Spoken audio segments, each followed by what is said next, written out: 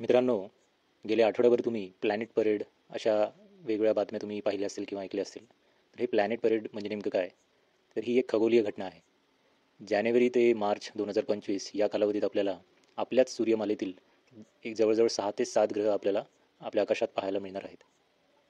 Venus, Mars, Jupiter, Saturn, Uranus आणि Neptune हे ग्रह आता जानेवारी महिन्यात आपल्याला दिसू शकतात आणि फेब्रुवारीच्या शेवटी आपल्याला मर्क्युरी पण दिसणार आहे. ग्रहांची नेमकी स्थिती जाणून घेण्यासाठी तुम्ही अँड्रॉइड प्ले स्टोअरमधून स्टेलेरियम हे ॲप्लिकेशन डाउनलोड करू शकता. मी आता सध्या साताऱ्यातून ही ग्रहांची स्थिती पाहत आहे. तर इथून पाहताना पूर्व दिशेला, उत्तर पूर्व दिशेला जर तुम्ही तुमचा मोबाईल घेऊन गेलात, मोबाईलची स्क्रीन, तर तुम्हाला या ग्रहांची नेमकी स्थिती समजेल.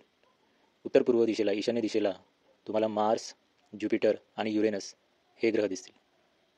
मार्स म्हणजे उत्तर पूर्व दिशेला असलेला थोडासा लालसर रंगाचा तारा, तो तारा नसून तो ग्रह आहे, मंगळ ग्रह आहे. तो तुम्हाला लगेच पटकन ओळखता येईल.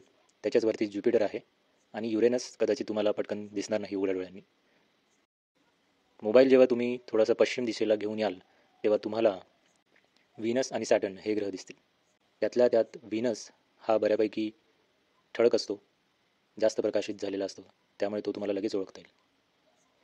तर एकूणच तुम्हाला मार्स, व्हीनस, सॅटर्न आणि ज्युपिटर हे ग्रह उघड्या डोळ्यांनी पाहता येतील. या ॲप्लिकेशनद्वारे तुम्ही त्यांची स्थिती जाणून घेऊ शकता आणि नंतर मग तुम्ही उघड्या डोळ्यांनी या ग्रहांची स्थिती पाहू शकता.